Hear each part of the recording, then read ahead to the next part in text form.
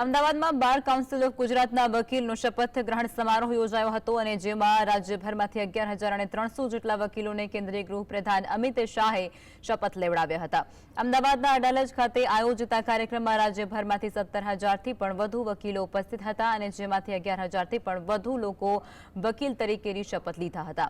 ત્યારે આ કાર્યક્રમમાં એડવોકેટ જનરલ કમલ ત્રિવેદીએ અમિત શાહનો પરિચય આપતા કહ્યું હતું કે અમિતભાઈ આમ તો વકીલાતના વ્યવસાય સાથે જોડાયેલા નથી, પરંતુ તેઓ ભલે કાયદાના વ્યવસાય સાથે નથી સંકળાયેલા પણ કાયદાકીય આંટીઘૂંટીનું સમાધાન આપનારા અમિત શાહ યુગ પુરુષ છે।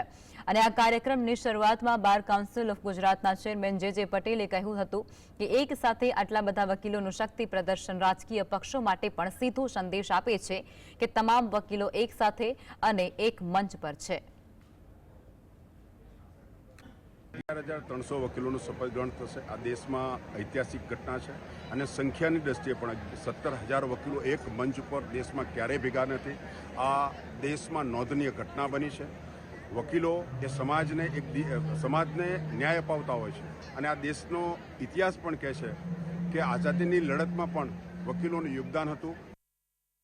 વચ્ચે આજે એક એવી 32 લક્ષણી વ્યક્તિ છે કે જે વ્યવસાય વકીલ નથી, પરંતુ વકીલાતની આંટીઘૂંટીને પચાવીને દેશને એક નવી દિશા સુજાડનાર યુગ પુરુષ તરીકે આપણા ગૃહમંત્રી શ્રી અમિતભાઈ ઉપસ્થિત છે।